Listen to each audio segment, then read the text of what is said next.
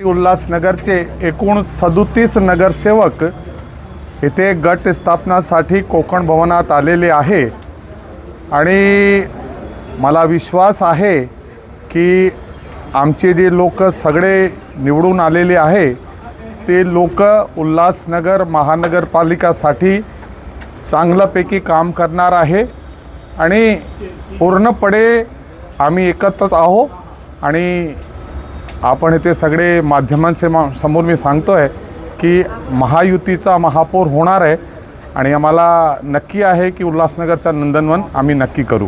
महापौर पदासाठी गटनेता पदासाठी आमचे भारतीय जनता पार्टी जिल्हा अध्यक्ष श्री राजेश वद्र्या यांनी आम्ही एक मतांनी गटनेता म्हणून निवड केलेला आहे आणि राजेश वद्र्या सोबत आहे आपले हे गटनेता म्हणून ह्यांची निवड झालेली आहे एकमताने आणि आज त्यांच्या विधिवत आपण इथे स्थापन करतो गटनेता पद।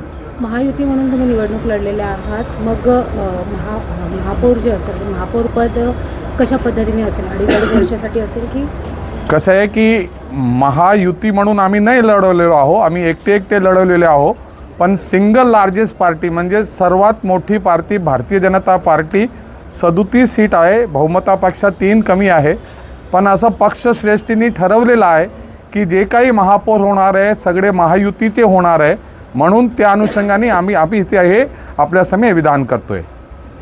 शिवसेनेचे काही फोडाफोडी झालेली आहे, साई पक्षाचे पण काही फोडाफोडी झालेली आहे, त्या पार्श्वभूमीवर भाजपचे काय संकेत असणार आहे? कसं आहे की शिवसेना पक्षाचा आणि भारतीय जनता पार्टीचा फोडाफोडी झाली आहे की नाही ह्याचा मला माहीत नाही आहे, पण 37 आम्हाला होती, 36 त्यांना होती, बाकी 4-5 नगरसेवकच होते म्हणून बहुतांशपैकी महायुतीने आपली जागा जिंकलेली आहे, तर मला असं वाटत नाही काही फोडाफोडी झालेली आहे। बोलणी झाली नाही, ते वरिष्ठ स्तरावर बोलणी होणार आहे आणि जसं वरिष्ठ आपला आदेश देतील त्याप्रमाणे आम्ही पुढचा निर्णय घेणार आहोत। शहर की ताज़ा तरी खबरों के लिए हमारे YouTube चैनल को सब्सक्राइब करें।